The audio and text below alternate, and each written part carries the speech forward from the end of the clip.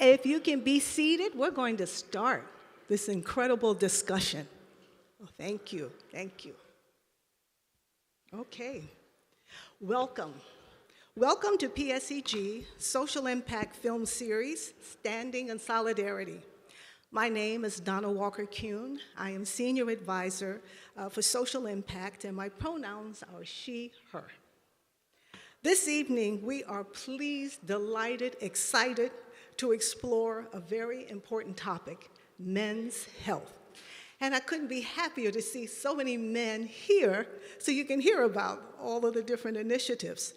Of course, we look at this through the lens of social justice, which is what our series is about. But the statistics are sobering. You know, men die 4 to 5 years earlier than women, often from preventable causes.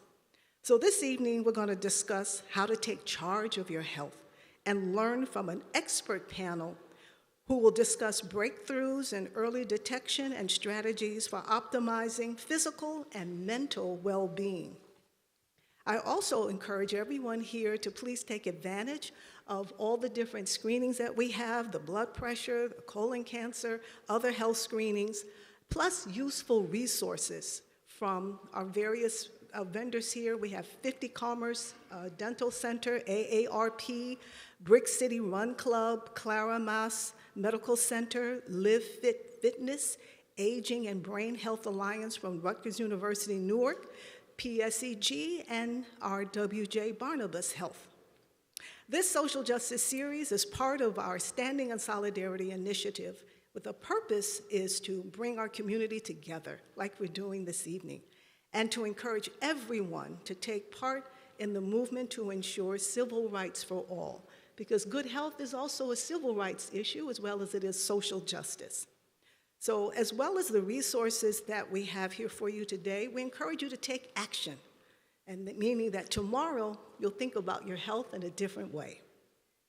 We also want to thank all of our advisors who help us to understand what are the salient issues that we should explore, such as Newark NAACP, the New Jersey Institute for Social Justice, Newark Arts, the Africana Institute at Essex County College, the Asian American Arts Alliance, ACLU, New Jersey, and our newest advisors are the Newark Office of Film and Television, and we've had one of our panels will be curated by Eyes Like Mine.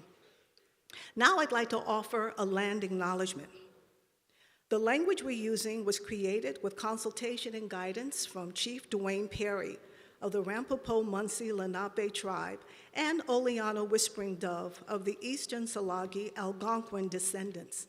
And we're grateful to them for their generosity, wisdom, and labor to craft these words. We, the Lenape, original benefactors of land once ripened and cultivated with attentiveness to the Creator and her ascendancy, express everlasting gratitude to our Creator for the traditional ancestral jurisdictions of the Munsee, Esopus, Canarsie, Capsee, Werparois, Siwanoy, and Weekasqueak, jointly known today as the Rampopo and Natacante Lenni Lenape. Let this, our land acknowledgement, be the beginning of our return to unity. Let us be guardians of the water, the air, the earth, the four-legged, the flyers, the swimmers, the crawlers, the mammal people, and the green. Let us now stand lifting our humanity, enrapturing with Earth's consciousness as guardians of harmony and kindness. I would like to thank our corporate sponsor. Since 2014, PSEG and the PSEG Foundation have partnered with NJPAC to pair screenings of socially engaged films with thoughtful talks featuring artists, academics, journalists, and other experts. So we're extremely grateful for their ongoing support.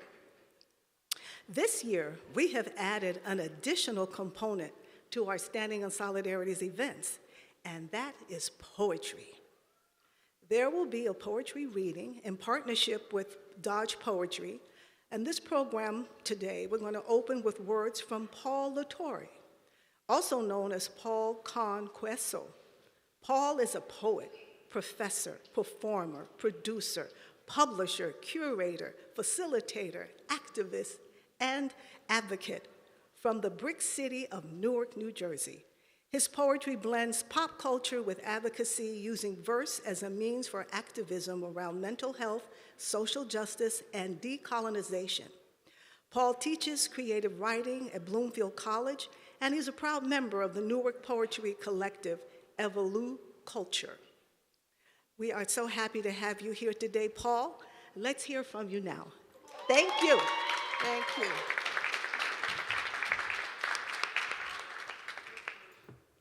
How we doing, y'all? We in a good mood tonight? I love being with y'all in community, so thank y'all for coming out for a really important issue. I wrote this poem with tonight in mind, and I'm gonna share with y'all. This is called Saturn. If there's another universe, please make some noise. Give me a sign. This can't be life if there's a point to losing love, repeating pain. It's all the same. I hate this place. Forever stuck in purgatory. Here on earth, such a familiar story where we can't reach our dharma, caught up in karma because our aura been healing wounds from past generations. It's cyclical. The way we go from sick to healed to sick, again, repetition like reps in the gym, remixing figmented fiction, hitting skip, skip, skip like scratch CDs in a Discman. Stuck in this paradigm, don't believe in paradise. This must be what hell is like. There's got to be more sick of this head of mine. Intrusive thoughts, they paralyze. Nirvana's not as advertised. There's got to be more. I've been here before. In a war between death and life, paradigm paralyzed between wrong and right, knowing I won't find heaven and hell of my own device, asking if this life's worth more saving or taking. It's tragic, right? How the magic of healing has been lost in all that got sold to us by a capitalistic, fascist grind culture, and we lost touch with holistic remedies of our ancestry, with the land, with care, with checkups and check-ins on our fellow man and family. But teenage me lived bound by shame of self-hate. I had no clue was named depression. Fusion danced with dysmorphia. This plague of mind, man, affesting in body with harmful self-talk, deprivation, regurgitation, and other forms of this inverse ideation, because I've been both victim and offender in this funhouse mirror of distortion. Began to abort myself, purging each meal just to feel less self-conscious of the cadaver, staring back at him in looking glass. I hated that cracked reflection of 7 years abhorrent luck, and it's unfortunate because our thoughts become self-talk. Self-talk becomes our actions, and our actions become habits which form patterns, and what's sad is most of mine became self-destructive, fed up with being well-fed just to dredge up nourishment and offer it up to a vengeful God, became slave to a scale, equating low weight with healthiness. As relatives asked my regimen, I'd lie and just say, I just eat right and exercise. Because to an addict isn't lying like the biggest flex, warding off death with sadomasochist patterns circling around these eyes like rings around Saturn, because that's what you get when you let dis-ease put you at dis-ease and feed on you. So instead of getting help, I told myself to man up, which I was only parroting, and so I dove deeper into the ocean of this gory allegory, an American horror story of eating disordered, restricting just a binge till I nearly burst, then purge evidence without detection. But the biggest lingering question was if I die from my lack of ingestion by age 25. Because statistically speaking, those of us who live, are afflicted with disorderly eating, have the highest mortality rate of any psychiatric illness, and one of us die every 52 minutes, which means by the end of this poem, one of us less will be here to fight. So my mom passed at age 49, and I was merely 20. It's funny how some wounds become heirloom. You inherit, and some you choose not to, prepared soon to confront my own doom, resigned to my hereditary demise, like my family drew that bloodline, and I, destined I'd end up like Uncle Lou, passing from a tumor, or abuela arrested in cardiac arrest, or mom when a blood clot lodged itself in lung embolism, embalming her, being asked by the coroner to identify made me want to self-deport and orbit any of Neptune's 16 moons prematurely. Ooh, life's better on Saturn, got to break this pattern, floating away. With death taking up so much real estate in my mind's lease, I'd cease going on dates, afraid to eat in any space I couldn't find emergency exit. But you can't run from what's in your blood, so I about face to misery as history, like genetic strains of DNA, repeat patterns, bleeding far off signals to Saturn. This man so sad and fatigued of a soul in survival mode. Anxiety always on a buck with me, body confusing starvation with need, trying its best to protect, to hold on to any shred of sustenance in the self-imposed famine. But it wasn't until I saw my own maker, my mother, meet her tragic end, passing from self-neglect, prize being thin instead of healthy, with vanity instead of well-being, bones versus whole, with worth and numbers held holy, so much so it stopped her from being here to hold me. And as I stood in that door, 3rd floor of Manchester Place, studying an unrecognizable face while the coroners came, I realized I don't want the ones I love to have to face my own emaciated cheeks someday.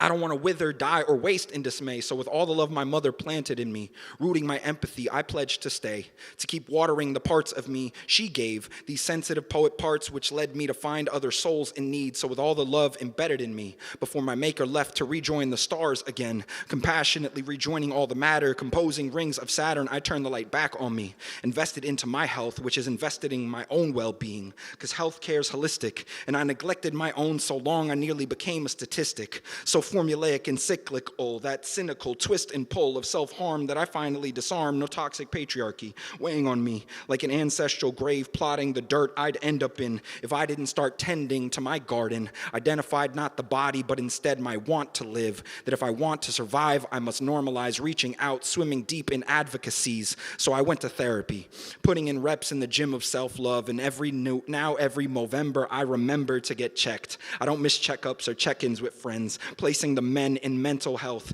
the ILY back in family, reframed the way I talk to me. Meeting him with grace gave my brain better ways to conversate internally, which started the journey to heal each deep heirloomed womb, gradually at first, but soon quite naturally. Became acquainted with patterns, finding kindness when tending to my garden really matters. Now I don't wish to be off this earth on any other planet or 72 inches down in dirt in any place or universe. Make sure you put you in first, because you're human first. Found I'm the measure of my own success. Instead of exhuming tombs, I gain relationships with what I consume. Instead of being paralyzed in paradigms, I align body with mind. Now I actually exercise and eat right as an exercise in self-love and not punishment. I revel in therapy, never hesitate to self-advocate. Now rather than constant pain, self-sacrifice, and harmful patterns crystallized in mind I identified, I make my own Saturn. So long as I value life, anywhere can be paradise. And I know despite the distance from where I was at my lowest depths to where I am now, I have always been worth saving. That we are always ours for the loving, the breaking, the remaking, unmaking, reframing, and saving. And so long as I try, that this life is mine for the taking. Thank you all.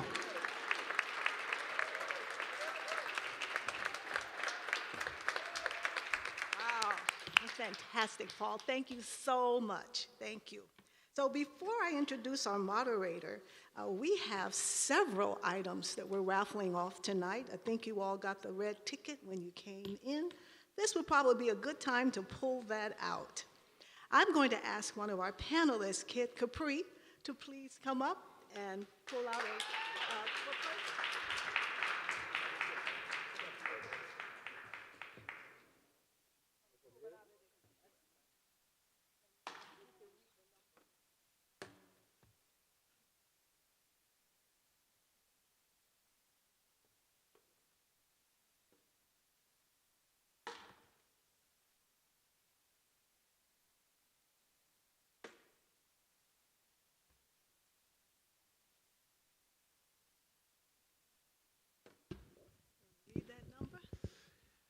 Ticket number 121300. Thank you. So you, sir, are a winner of an Apple Watch, courtesy of AARP. So we have other prizes as well. We're going to do a raffle later on in the program, but lots of goodies. So now, pardon? Oh, yes, my producer told me wait till the end. Okay. So now I am really delighted and honored to introduce our moderator For this evening's panel, Marcus Randolph. Marcus is President and Chief Executive Officer of Invest Newark, Economic Development Corporation for the City of Newark, New Jersey. As Invest Newark's CEO, Marcus leads an organization whose mission is to advance economic prosperity for all Newarkers through supporting business growth, developing real estate, and working to assure affordable and reliable high-speed internet for all who desire it. Marcus' present position that we just discussed, and now Marcus was also Executive Director of Community Development at J.P. Morgan. Prior to that, he was the Vice President of Development at the New York City Housing Development Corporation. Marcus serves as the chair of the Board of Trustees for Monarch Housing Associates and is a life member of Alpha Phi Alpha fraternity. Thank you, Marcus. The floor is yours. Please bring on our panel.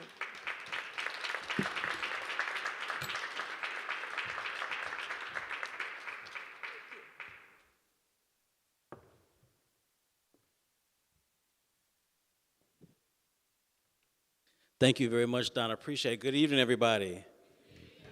All right, what a pleasure it is to be here. I'm honored that I was even asked to participate in this very important topic and panel. What's up, man? I see you back there. Appreciate you. So we've got a really fun hour planned, and so we don't want to delay and want to get in it pretty quickly. So, we're here tonight because we want to discuss some of the nuances that are related to men's health. And what we're hoping to do is not just talk about literally just the ailments and things that we experience, but we want to try to give people some practical ways to put men's health issues into your daily lexicon. There's been a lot of advances made in men's health over the last few years, but I think everybody in here knows some man, whether it's your partner, a family member, a friend, who says, I don't have time to go get my blood work done. I don't have time to go get my physical. And that leads to what the very stubborn number is that men do have shorter lifespans than women. And some of the leading causes of the higher mortality rate are heart disease, cancer, and diabetes, all things that can be managed if addressed earlier. So we want to provide some actionable and practical ways for men to start having these discussions. So don't think of this as just a panel. We're trying not to have that be the tone. Just think of it as you're watching a few guys who have some things in common, just coming together to talk.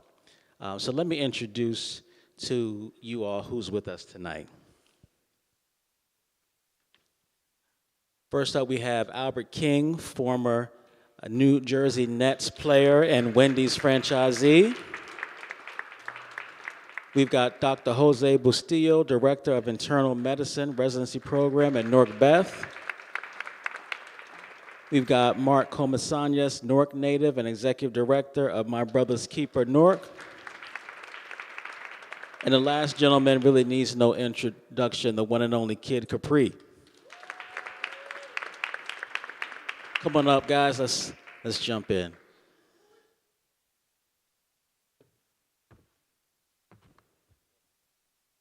Anywhere. Yeah. All right. And I'm going to ask if you all want to take 30 seconds or so, if you want to say a word, maybe why this is important to you, what made you agree to do this, or just anything you want folks to know before we get into it. Can you hear me? All right. I mean, I think we have to see health as our biggest investment, So to me, being able to be here and educate, even if it's one of you that takes something away from today, will be very impactful. I guess for me, being a former athlete, and coming from Brooklyn, New York, I know there's a lot of black men that don't like to go to the doctor. And if there's something, as the doc just said, we could instill in everyone here that it's very important to get those checkups. Yeah, good evening, everyone. This conversation is important to me as a husband, a father, a brother, and a leader in this community who spends time thinking about how to best support specifically our boys and young men of color. And the idea of having things like not taking care of ourselves and our health being what undermines our potential is something that I think we need to pay attention to. Yeah, being in nightlife, on the roads and in the clubs and on the stages, you eat late, you eat bad food at bad times, and we just sleep on it. And because you feel good, you just keep going. And at some point, it reaches a level, like you said, it's the food, man. The food is bad. So I want to tell you what I've been going through and what my experience was within the last few months. It's something that's for a lifetime, so we would definitely get into it. No doubt, no doubt. Thank you very much. So again, let's just, group of brothers up here just talking as if maybe we were in the barbershop or in the backyard and, we've just finished talking about whatever craziness we were talking about, and then somebody says something like, did you know that the life expectancy of brothers in Newark is only 67 and a half years, which is sort of a crazy low number, and 76 years old for black women in Newark. And when you look across the state, the numbers pretty much hold the same, that black men and black women have shorter lifespans in New Jersey, and Asian men and Asian women outlive Hispanic and white men and women. So, we need to do some things to try to shrink the gap. Because people are counting on us to be around, and we need to be here a little bit longer. And, it's important to know about your family medical history, but, much of health and well-being starts right at home. So Doc, I know that you've helped a lot of people over the years. You've seen a lot of things. We talked before about some common things that you see almost in all your patients. So what are some of those things you see, and how can they be reversed or managed better? Yeah, I think the word that we should be using is more, how can we prevent them, And I think the first step is, educating yourselves, knowing your numbers. So what do I mean by knowing your numbers? Knowing your blood pressure, I think some of you folks went to the table to get your blood pressure checked. It's important to know that most of the things that we deal with on a regular basis, or that I see in my office, from high blood pressure to diabetes to heart disease, a lot of times you're not going to have symptoms. By the time you have symptoms, it's just a little bit too late. So I think knowing your numbers is going to be the first step, to preventing some of these conditions that, in reality, I think someone mentioned one of the statistics, the number one cause of death in men, it's heart disease. What leads to heart disease, it's the three things that I just mentioned, I call them the triple threat, which is diabetes, high blood pressure, and high cholesterol. None of those things are going to give you symptoms until it's a little bit too late, so. Yeah, that's a really good point. I mean, I like to talk about how people don't always, look like what they're going through. So you don't know the person who might have high blood pressure or high cholesterol, but unfortunately they might not know it either unless if they're not getting themselves checked out. And like you said, sometimes, it's a little too late. And unfortunately right now we're in an environment where some of the medical information that we're getting from people who should be giving us better info is a little bit off, it seems. And so we do need to be mindful about where we're getting our medical information. But where do you guys, if you're not feeling so well, what might you look at first to maybe check out what the issue is, or where you getting your medical info? Well, for me, I'm smiling a little bit because today, coincidence, I just had my annual checkup today. I was waiting in the waiting room for 2 hours, of course, but other than that, everything went well. And I think one thing that happens is that we as men, and again, I go back to I played basketball, so when in the locker room, we never talked about our health. Health never came up. It wasn't, we talked about a lot of other things, but we never talked about how did we feel? Are we gonna go to the doctor? Do we need a checkup? And I remember when I retired, I said I was an athlete. I don't need to go see the doctor. And just a quick story, because we're here to tell our story, is that I retired, and then like 10 years later, I was walking down the street in New York. And I was going somewhere, and I was just walking pretty fast. And I had this, not pain, just a pressure in the middle of your chest. And I was like, I need to stop walking. What am I doing? It never happened before. I said, it's nothing. 10 years later, the same thing happened. Sitting on the dining room table, my wife was out of town, we were talking. I said, I just got this pressure in the middle of my chest. She said, you better go see the doctor. I ain't going to the emergency room, but I went. And they took blood work, and I'm like, okay, I got to get out of here, man. I got to go home. Well, he said, Mr. King, I think we're going to have to keep you because you have some enzymes in your blood. I'm like, okay, let me go. I want to tell all the men here that enzymes in your blood mean you had a heart attack. And you have to make sure you take care of yourself. Pressure, when you're an athlete, you think pain is nothing. You think pain is something that you're supposed to deal with. You don't tell people when you have pain. You don't tell your wife. You don't tell your girlfriend. You don't tell anyone. But if you get anything from this discussion today is that everyone goes through something, and you have to make sure you're telling someone about it so they could take care of you, and that's your doctor. Your doctor is the most important person in the world. So I had stents put in. I'm at a stage of life, I'm 65. I'll tell my life story.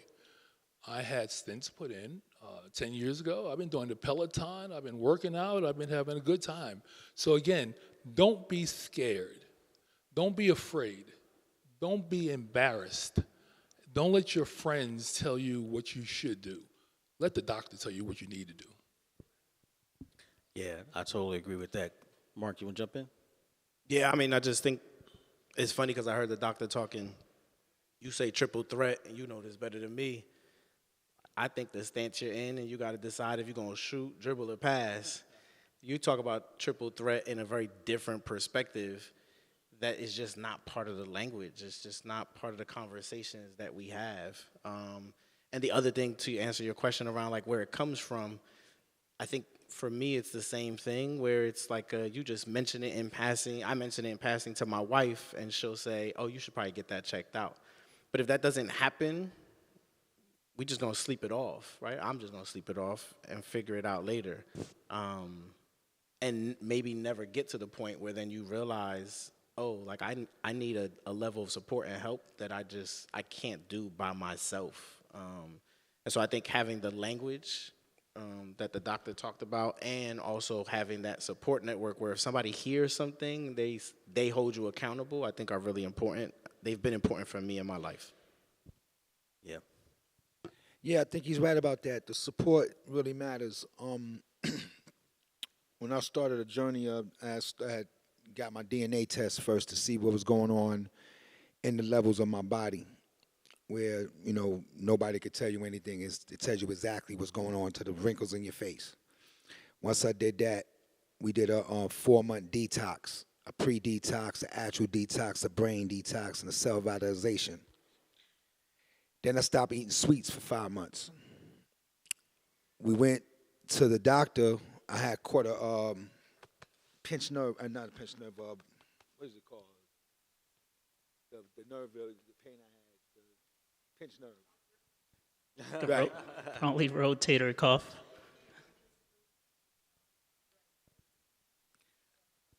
Right. Okay. I had a pinched nerve in my arm where it was really messing my arm up. So once I started eating a different way, let me back up a little bit. In this facility I was going to chiropractor, holistic chiropractor. I was going to acupuncture. In this holistic chiropractor place, they had a nutritionist. I went and stood on a scale that she put me on, and my body came back as a 90-year-old man with the information. Wow. As soon as I seen that, I went to a 72-day information diet, and I was 263. I went from 263 to 193 in 2.5 months. Healthy. Wow. So it was an aggressive diet. It wasn't something that is real easy to do. And like he said, you need the support. She was the support for me, making sure I was eating the right way. Sometimes you might fall off from eating the same things. It's the way it's designed, you got to repeat things.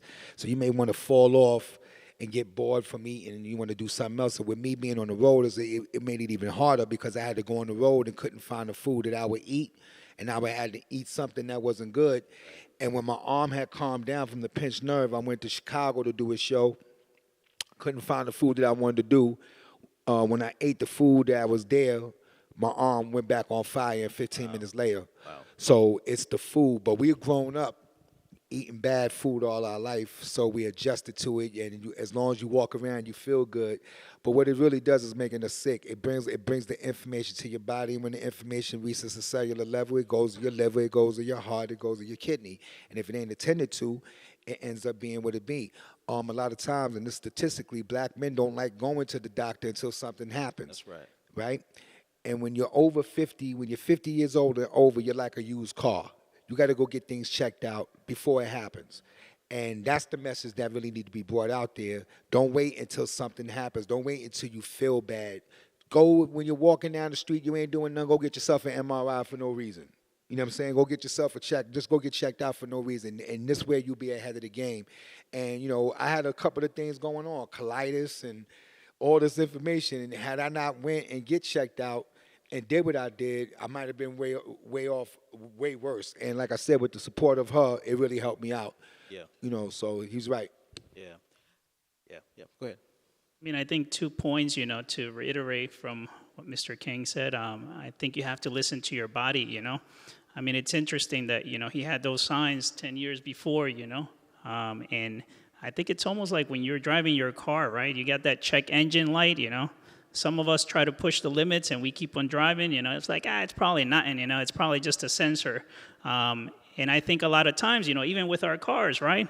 We make an appointment, to get that oil check or to get the car checked, and we don't mind waiting an hour or 2 hours. I know he mentioned like, man, I got to wait 2 hours for the doctor, But I just said, right, that's your biggest investment. But we take care of our car more than we take care of our bodies. So I think it's important, to invest that little bit of time, listen to your body. And I think another point that I wanted to make, I'm sure you guys have heard it, you are what you eat, and he pointed it out, how just a little bit of a change, and we're not perfect, because I'm not going to sit here and tell you that I'm perfect with what I eat, but I think just making small steps, as to what we need to do with our diet, it's very critical, because going back to your point of prevention, what we eat is who we are, and I think that makes a huge difference, in how we manage and prevent some of these conditions that we see on a regular basis. Yeah, and also what you said too earlier is like, but we do have to take care of ourselves, and I think the small things that we overlook can be signs of worse things. And also think too, sometimes just honestly just sometimes living just every day can be hard, right? It can be stressful, and that stress can manifest itself in ways that you don't pick up on it at first. But then it just lingers and gets worse and worse, and you just, the conversation itself is like, I'm just not feeling myself, right? But like, there's some other things going on, and so we got to be mindful of that. Could I say one thing? Yep. Is that, like I said, I'm 65, and there's some people here probably a little younger, a little older.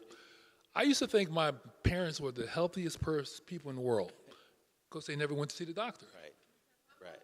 You never saw them go see the doctor. If they did, they snuck in the house and went in a room, and you never saw them for the rest of the day. You didn't know where they were at. So I think it's very important to know our history, too. You have to find out about your parents. What have they gone through? What type of sicknesses they have? Have they had cancer? Have they had prostate cancer? Have they had other issues going on? Because that's going to help you later on in your life. Right. That's true. And that will help your doctor, too, be able to guide you, and provide a more specific type of plan, for each individual. So just as an example, if one of your brothers or your dad had prostate cancer, you may have to get screened a little bit sooner than the regular age that we do, Or if a sister or a grandmother or mother, had colon cancer, you may have to screen a little bit sooner than the time, that we recommend. But of course, if your physician or your doctor doesn't know that information, they won't be able to guide you, in the right path. So that's an excellent point, of just talking to your family, and getting that family history. Yeah, I want to, the we keep touching on it. So the prostate cancer and colon cancer, we want to come back to that. I do want to say though, so when Albert was playing basketball, he had like access to top-notch doctors. He saw a lot of doctors, right? And I'm sure even now, right, when they find out, your greatness, they're like, oh, wait a minute, right? They pause a little bit. But that's not the experience for everybody, And I shared earlier that, I'm fortunate I have a primary care physician that I can talk to. Now, yes, there are times when I feel like he's 5 minutes, he's in and out. But when there's something that comes up, he does pause. And I joked, just like, we're not hanging out, we're not buddies, but I can have the conversation. If I email, I get a response back, and so that certainly has proven very valuable. And Mark, you were talking about, that gut check, right? Like you start meeting with a doctor and something doesn't feel quite right, and you're like, I don't know about that. So, talk a little bit about that, right? Like how important it is to have that relationship. Yeah, when I was 30, I was having a lot of stomach issues and I just knew something was wrong. So I went to a doctor that my cousin had recommended. I meet with the nurse who comes in first, and so she asks all the questions, like, what do you eat? What's your diet? Like, what time of day do you eat? Et cetera, et cetera. And I'm answering the questions, and as I'm answering the questions, she stopped after about maybe good 10 minutes, and she looked at me and seriously was like, and you don't know why your stomach is messed up? Just off my responses, she was like, and you don't know what's going on? And I was like, and I consider myself to be a pretty intelligent dude, but I was like, oh, man. And so she left. She said, the doctor will be right with you. The doctor walked in. He was with me for maybe 1 minute. And he said, I'm going to give you these 3 prescriptions, et cetera, et cetera, et cetera. And he left. And so I remember I grabbed the prescriptions. I stood at the elevator. It was like 3rd floor. I'm waiting to go down. And I just ripped the prescriptions up and said, I'm going to just change my diet. Like, let me try that first. And I did that.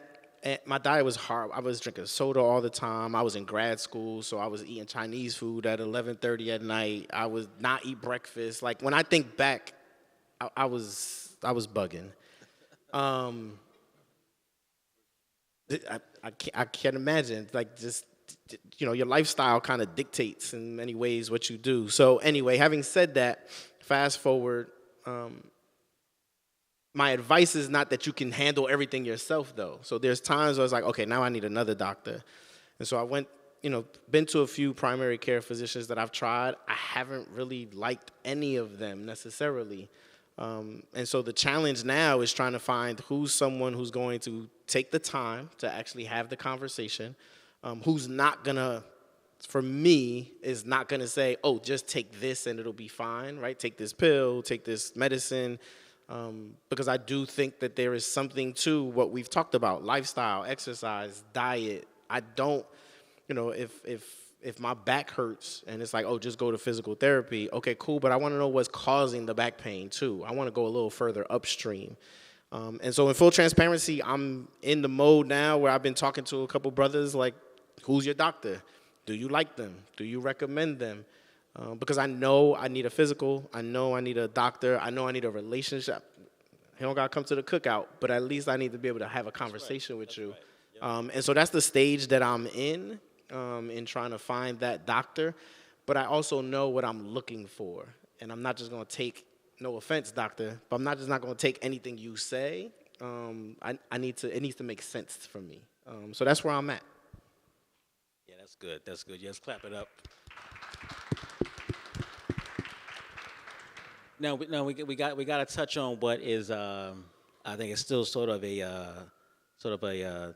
unmentionable for a lot of men when you start talking about prostate exams and getting your colon getting your colon checked. I started to make a joke there, and a lot of guys don't want to do that. Such a point that they don't even know the advances that have been made and how you can even detect that, let alone treat it. And so I am 5 months and 6 days since I've had my prostate removed. I had colon cancer earlier this year, and I feel great. I really do. I feel great because it was detected early. And the reason why it's detected early is because I look at my numbers. And I saw my numbers moving up, and I said, oh, sugar honey iced tea. Something is not right here. Now, granted, I did a little bit of research on my own, but I didn't go down the rabbit hole and got to a doctor very quickly, who was great. But a lot of guys to this day still won't go down that path. Some have told me, I don't even really want to know, which is crazy, right? Because for certain, prostate cancer is not the death sentence that it was 30, 40 years ago. Colon cancer, these things can be addressed. But like, how do we get guys just comfortable even entertaining getting it checked out, let alone, right, understanding that the advancements have been made such that you can live a pretty fruitful life? One, the harsh reality is either you do it or you don't. That's right. That's the harsh reality of it, and that's with anything. I had thyroid cancer. I didn't know anything about what I had. My eye had got blurry. I went to the doctor to go see what was going on in my eye. They sent me for an MRI. My neck came up red. I had asymptomatic on one side, and one side was pushing my vocal cords over. They had to take it out. So, but when you don't get checked out, if I didn't go checked out the eye, I would never knew about this. So it's up to you to really go and check things out ahead of time, especially with something like colon cancer, something with your colon. That's the thing that, a great friend of mine, DJ Clark Kent, he just passed away from that. To see him, to be this iconic dude and just to see him disintegrate in front of me, that's a mind thing to deal with. And for him to be dealing with that, is not, but you got to go get checked out, and regardless of how it goes, what interest it goes in. That's right, right. That doesn't matter. Doesn't matter. Your manhood is not gone because you're going to get your health taken care of. Let's be grown-ups about this. Right, that's right. You know what I'm saying? And nobody, like I said, the harsh reality is either you do it or you don't. If you do it, if you go get checked out and do the things you're supposed to do, there's a great result that could come from that. If you don't do it, there's a bad result that comes from it. So it's all of what you want to do. And like I said many times, we invest in cars and houses and clothes and everything that we do, have a good time and party and all that nonsense. And we never invest in our health. Yep. Without your health, everything that you accomplish doesn't mean nothing. You won't even enjoy it. You know what I'm saying? So that's the bottom line. When I seen how my body was, when I seen I wasn't right, we went right into attention. I had to. It was no way of even getting around it. So I encourage anybody, man, just like I said earlier, just go and just get checked out. Go see what's going on. Go check your family members out. Check your pets out. Make sure everybody's good. You know what I'm saying? You got a platform to go do it. So, yeah. That's right.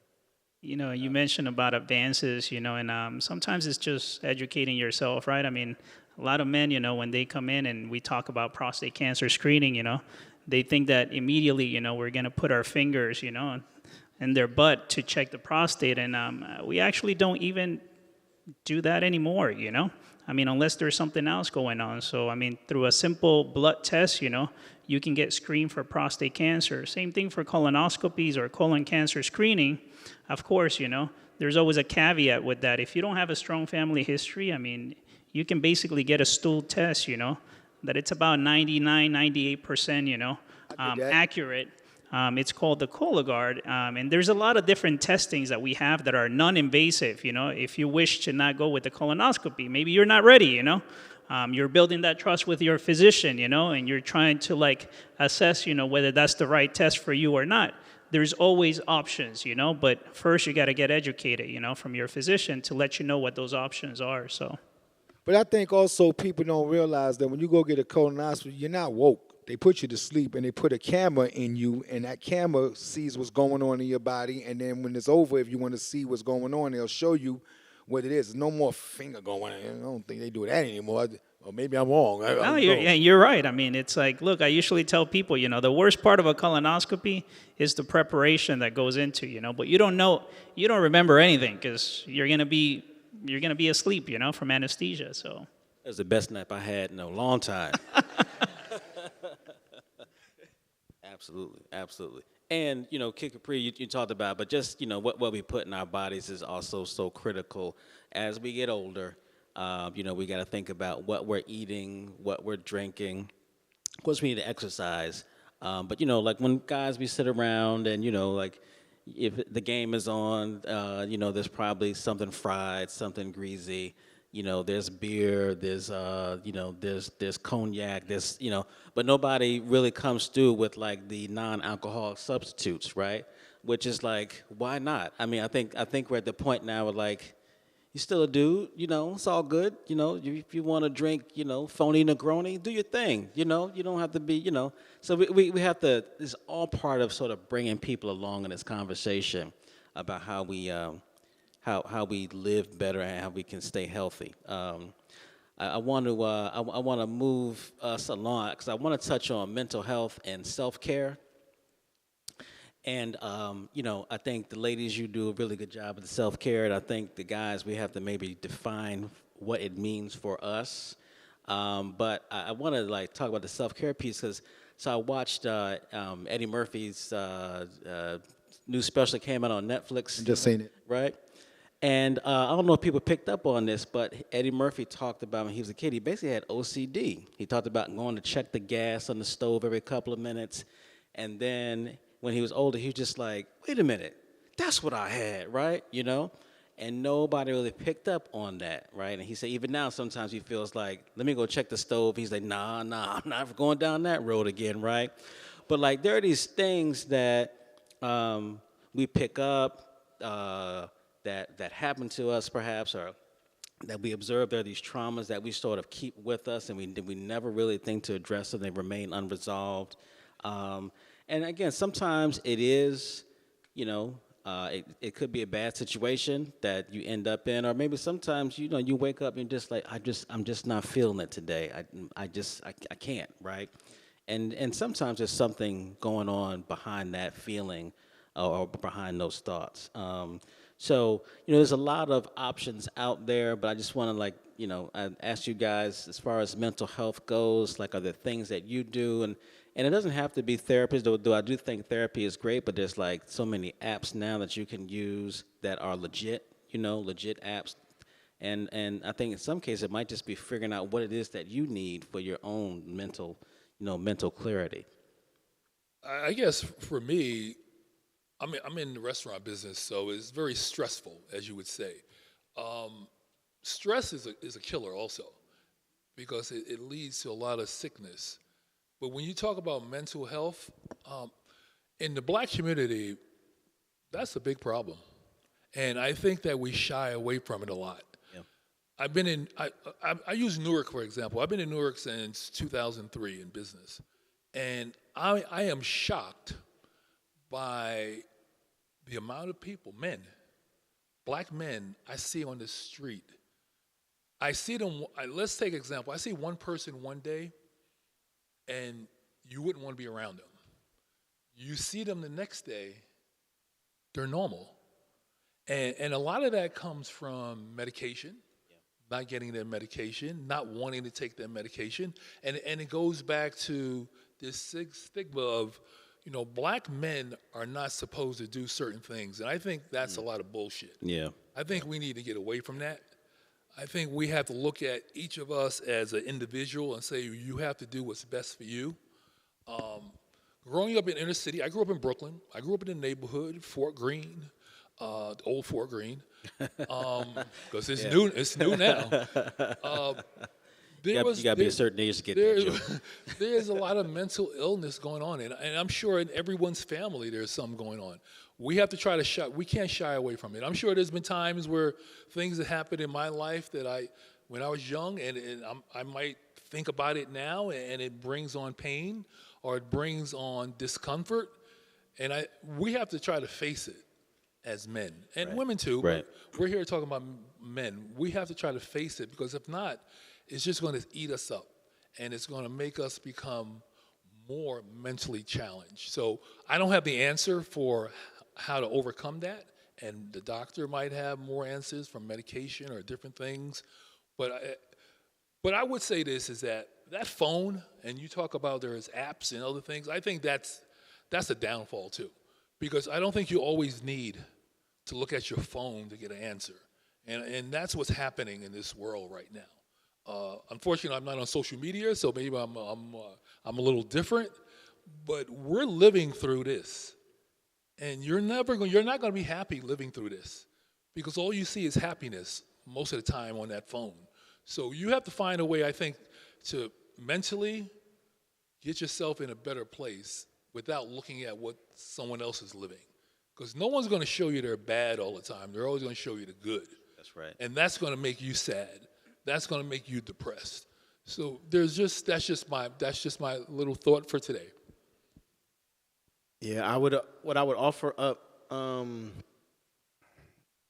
I would write this down. Put it in your phone just for 30 seconds and then put the phone away. But there's a doctor, Nadine Burke Harris.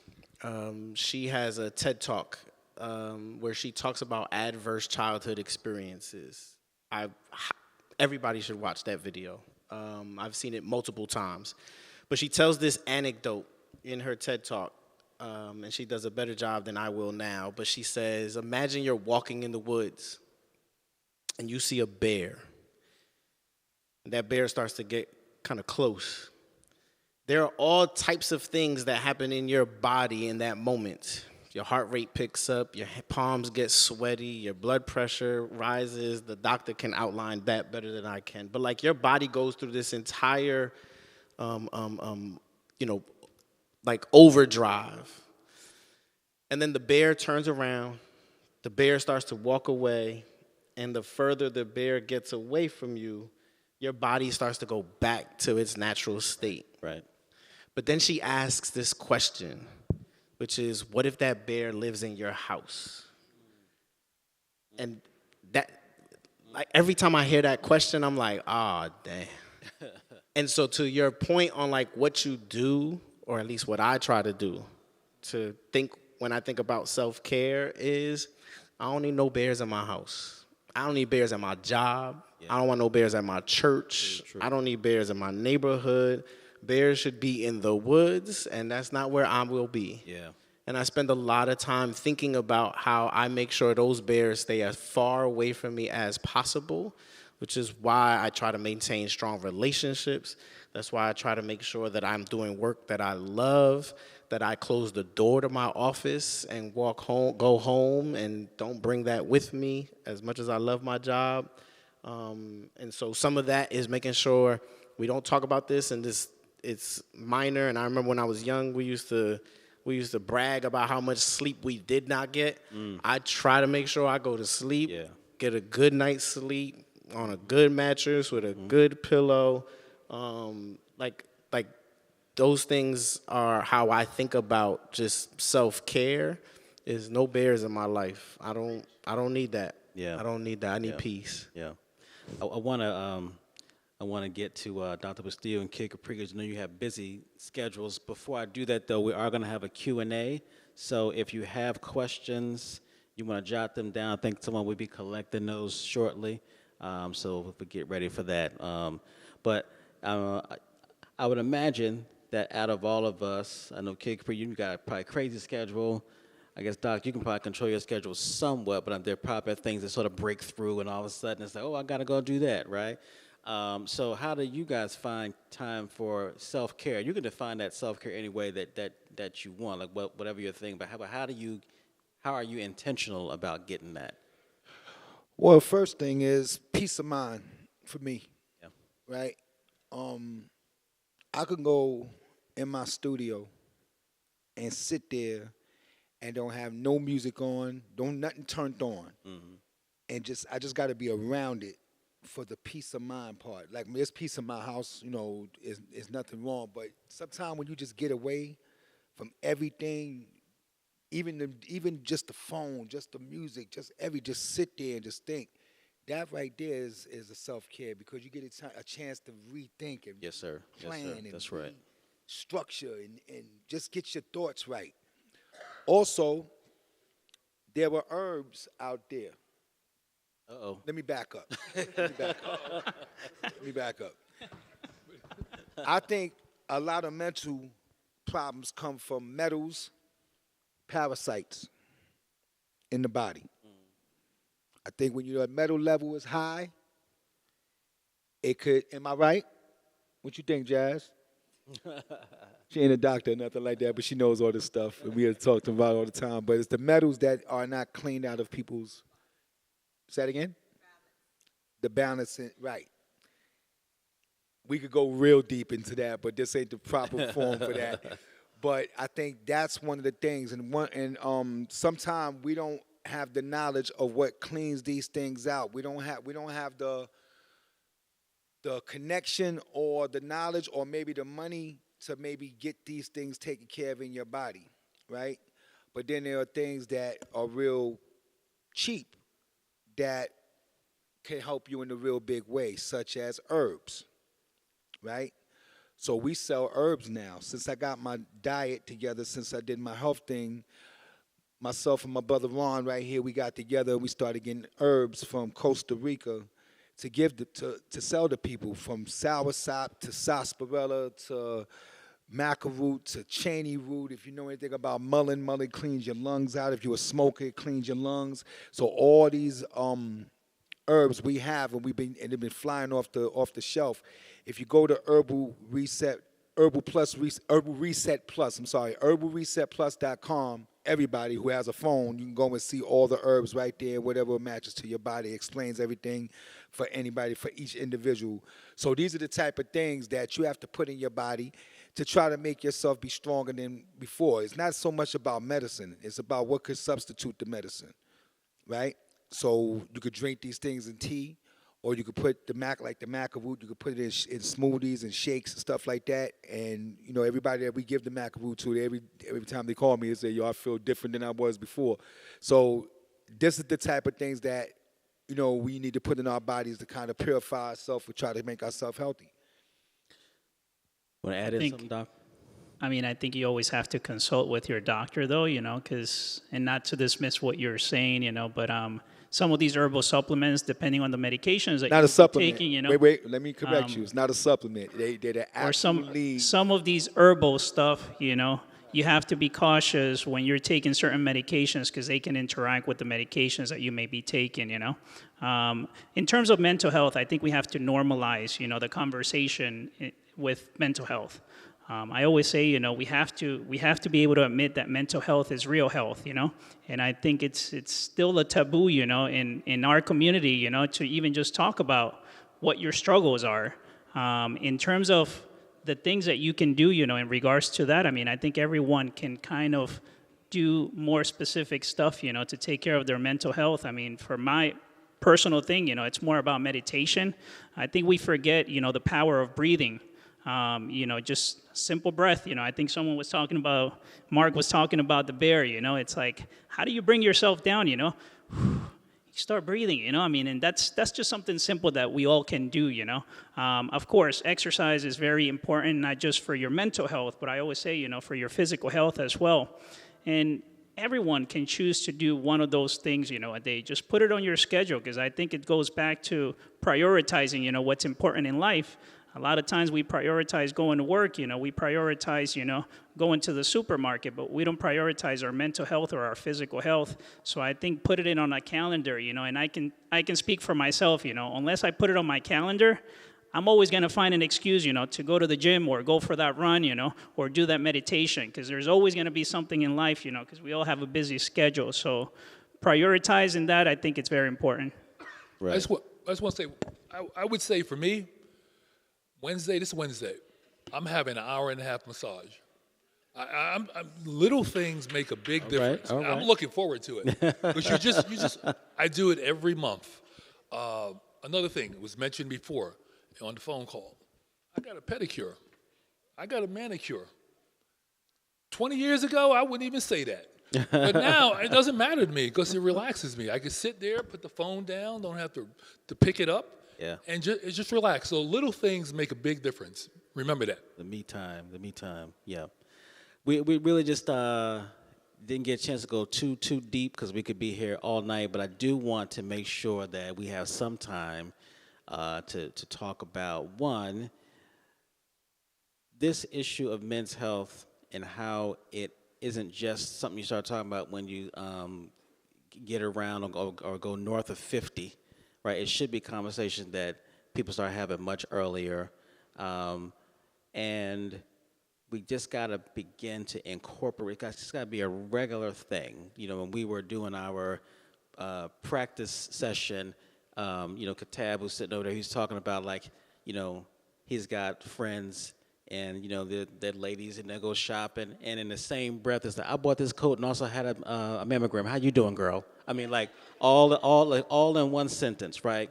And a dude is just never going to say, I bought this jersey and I got my prostate checked. He's just not, it's not going to come out like that, right? But, like, it should, right? Like, we got to get to that place. So I want to spend some time as we wrap up, like, what would we tell, you know, the young men, right, who feel invincible and, you know, they're on top of the world, but, you know, one day they're going to be like us with some ailments. But what would we tell them now about taking care of themselves and staying healthy? I mean, I think it goes to how I started. You know, your health is your biggest investment. So, and we all know how to, you know, take care of that. So, yep. I would just say, if I was talking to my younger self, I would think, what you do now is going to affect you later. Remember that. So whatever you put in your body now, whatever you do now, whatever you go through is going to come back and be there later on. I was going to say the exact same thing. My knees don't hurt now because somebody flipped the switch. It's because of what I was doing when I was 20, playing basketball on, you know, black top and not stretching and just doing that. That's why my knees hurt 20, you know, 10, 15, 20 years later. Yep. Get some herbs from Reset Plus. All right. We appreciate you. We appreciate you all coming out tonight. Hopefully you picked up a little something from this time. I think we have, or we're on the cusp of having some questions, or are we running early? We're running a little bit early? Yeah.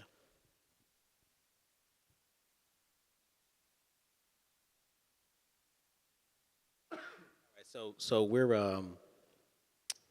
so we are getting some of these questions set up. So the instruction was, you know, to share with you all, like, what we want you as audience members to leave. I'll start off. I mean, one, I do think that, you know, yes, health is wealth, all those catchy things that we say, but also just, like, knowledge, you know. I mean, it really is. I touched on it earlier, but, like, it's, you know, it's disheartening that we have people who are supposed to be leading our country, helping us stay healthy, who are saying, and, you know, just wrong. Stuff's just wrong. I mean, wild, but just wrong.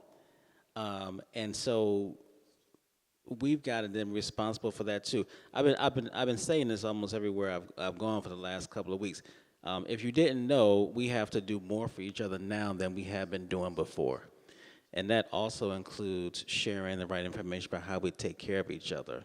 So that's certainly one thing that I'm hoping that folks walk away from tonight by being here. If you guys want to chime in, or if anything else on your mind. I just got to go back to something you said in the beginning, because I think we kind of drove past that stop sign. Okay. Black men, the life expectancy in this city is 67 years. 67, right. Like, we need to hold that for a minute. Right. Like, my family's been here in this city for 3 generations. To think that the life expectancy for black men in my city is only 67 years. Just for context, that same report, there's a report called Portrait of Newark. Yep. I highly recommend everybody read that report. It has a ton of information about this city. But that report while black men in our city are living till 67 typically, when they compared it to Asian women and they drew it out for the county, Right. because the sample size was not big enough in the city of Newark, and so they draw it out for the county, Essex, Asian women are living, their life expectancy was 94 years. Either you inherently think that black men are inferior or something else is going on. And my money is on something else is going on. And we need to hold that for a minute, especially when I look around the room and I see so many brothers. 67 is nothing. 67 is, you retire and then you're gone in 2 years. That makes no sense. And so, you need to hold that when you look in the mirror, when you go home, when you look at your son, your brother, your uncles, your fathers, because we mentioned it in the beginning, but we need to sit with that for real, for real. I would just say, I hope us being here today, anyone that's on the fence about getting a checkup, I hope we put you over that fence and you're going to do it. You're going to take advantage of the opportunities out there to go see a doctor. I lost my older brother 2 months ago, and just lost a good friend, teammate, Michael Ray Richardson. He had prostate cancer.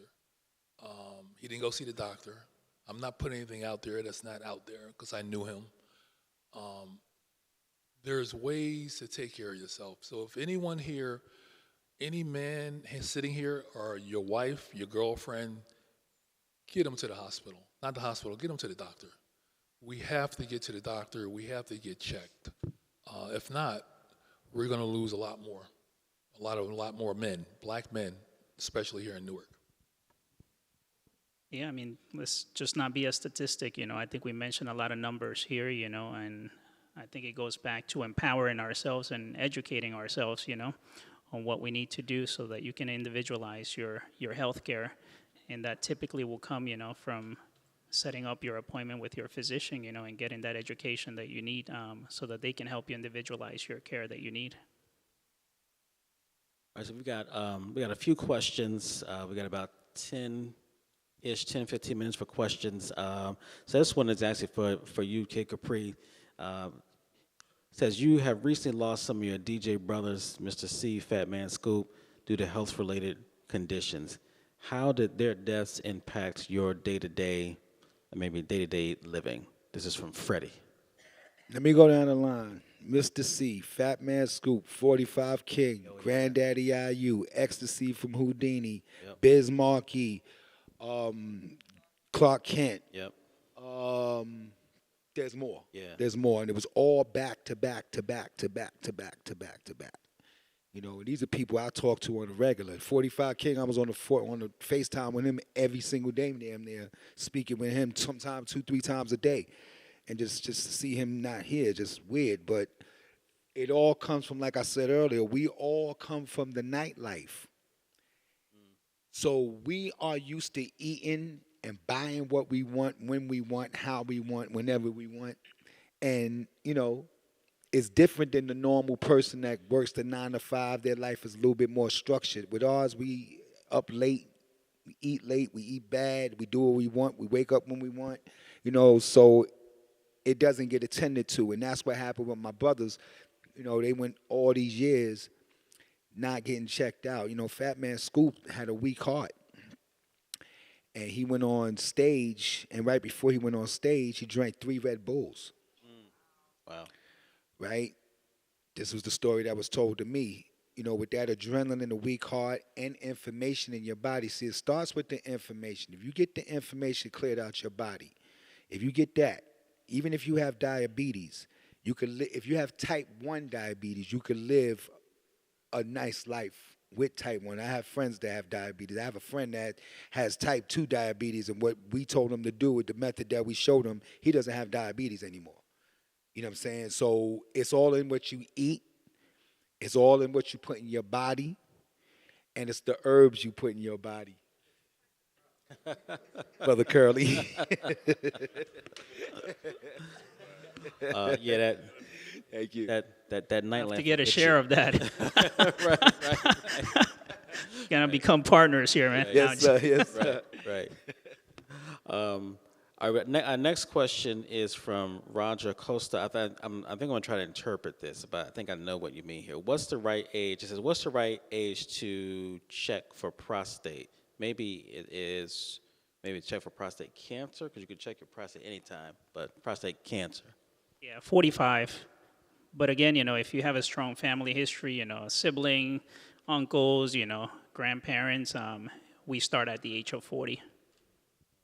Yeah. And can you talk a little bit more about that? I mean, I as I shared earlier, right? I'm recovering myself, but it's so advanced now that it can pick up such low levels of prostate cancer when you're younger that you may or may not want to know or have to do anything about it.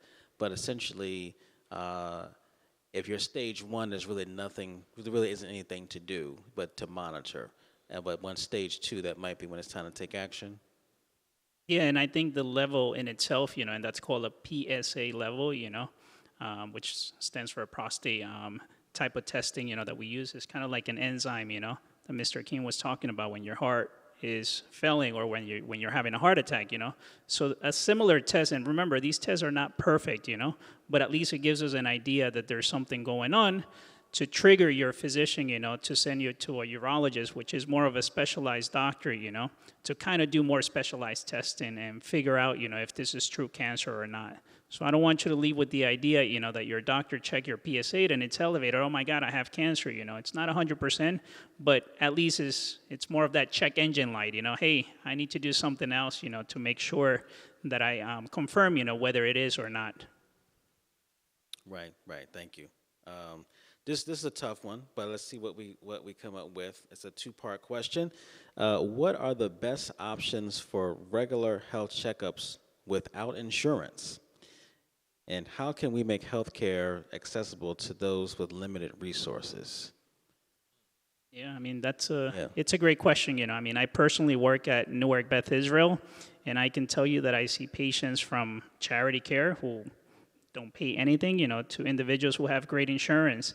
I think it's just, educating ourselves as to what programs we have available. I think, in this case, I see Kim, who we were.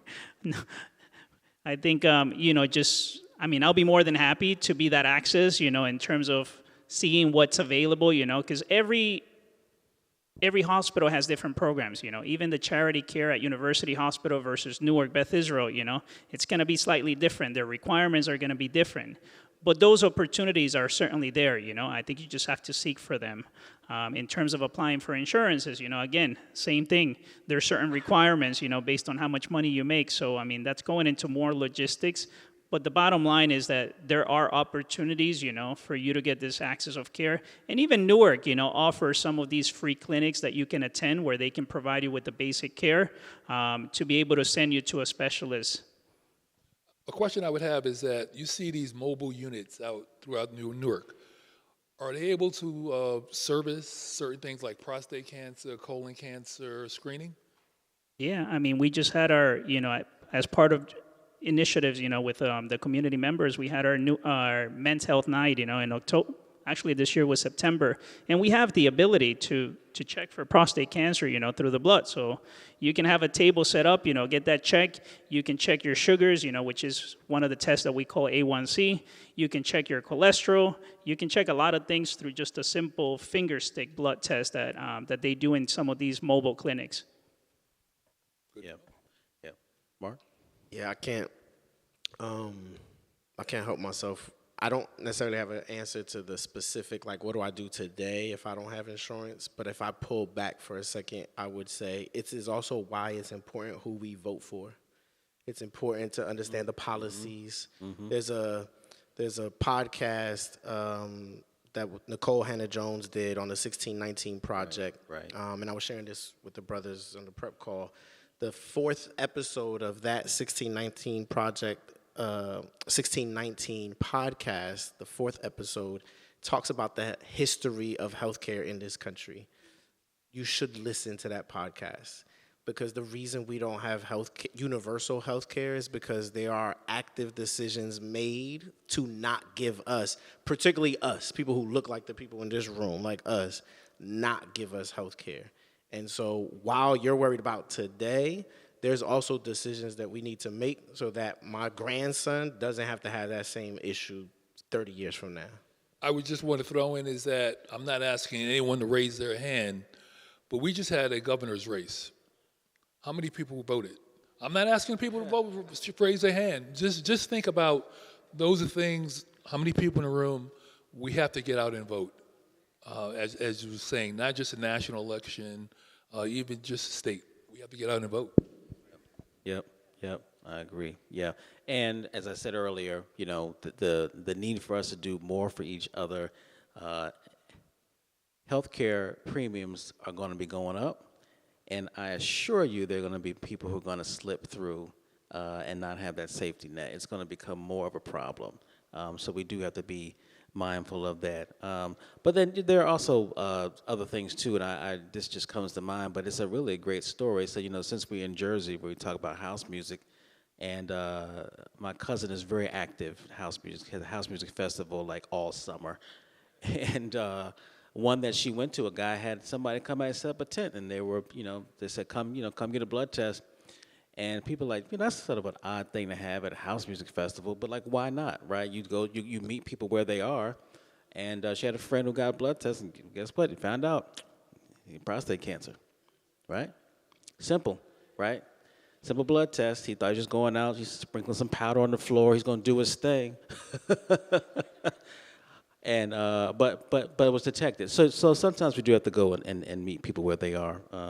This is the last question, and hopefully we end on something of a humorous note. The question is, what's the effect of doing hookah on your lungs? Anybody? Doc? I mean, I think we have a lot of data with vaping and hookah, and I mean, anything that you smoke, you know, how it affects your lungs. I mean, I can tell you, I mean, I've seen patients, you know, who have completely destroyed their lungs, you know, I mean, young individuals, you know, in their 20s, just from overdoing it with the vaping. Sometimes you don't know exactly what's in it, so I think that's really the key, you know. And look, it's like anything in life, you know, I think in moderation. I mean, and I'm not here to promote, you know, smoking or anything like that, you know. I mean, none of us are perfect. But I think when you overdo it with certain things, you know, from the eating to, you know, the alcohol to the smoking, you know, I mean, of course, it's going to affect your health in a negative way, you know. So moderation, but of course, you know, not doing it at all will probably be the best. Agreed. All right.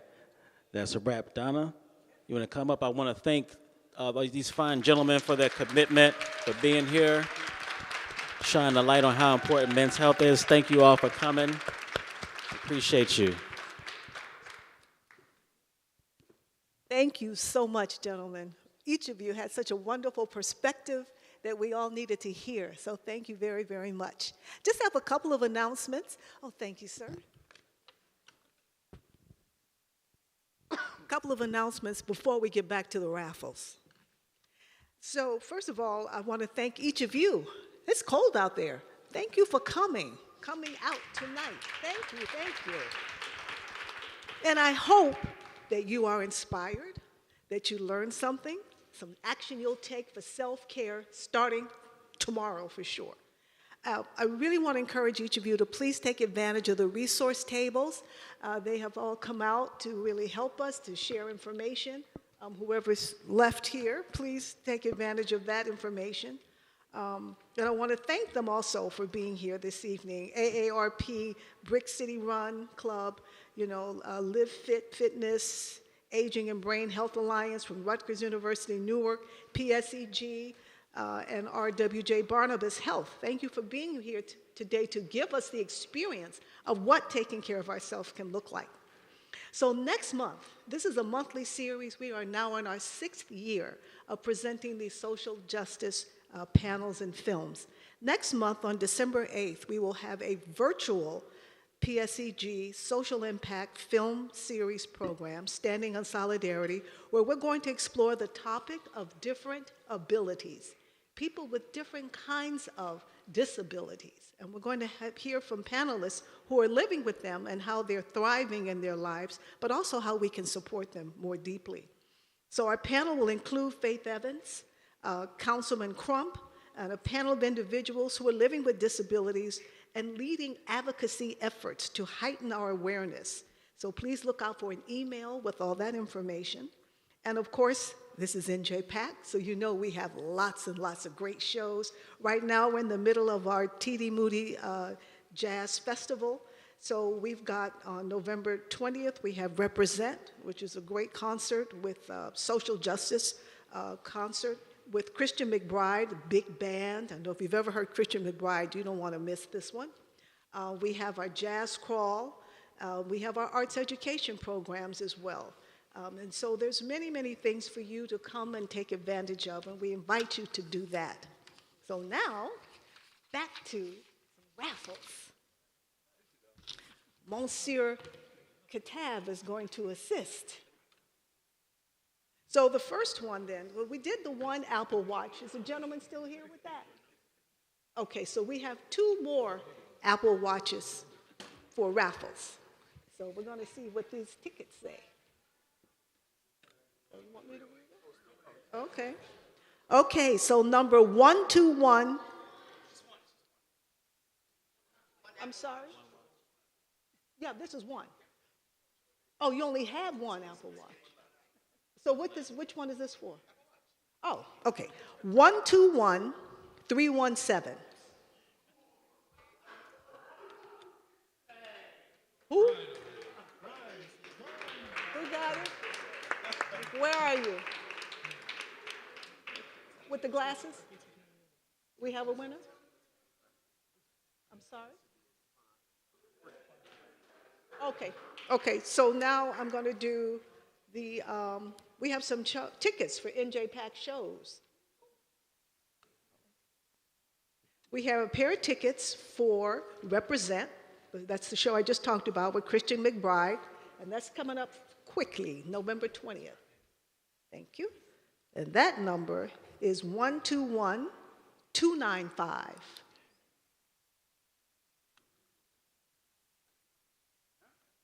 Well, what happened there? Somebody, maybe in the bathroom. Okay. Okay. Then we'll do another one. 121298. Great. Okay. Yes. Great. And then I have another show on December 12th. Manuel Medrano. Okay. 121345. All right. Okay. And then we have a package of 3 30-minute personal training sessions from LivFit Fitness. And this is free, no cost. 3. Okay, 121349. Personal? Ah, wonderful, wonderful. Just 2? Okay, so what else do you want? No, it's just 1. 3 sessions. We're good? Okay. I think that is. You do it? Oh, okay. So another chance for the Apple Watch. 121346. Oh, great, great. All righty. It's a wrap. Thank you all so much. Thank you, thank you, thank you. Okay, gentlemen, we want to do a group shot with you before you go.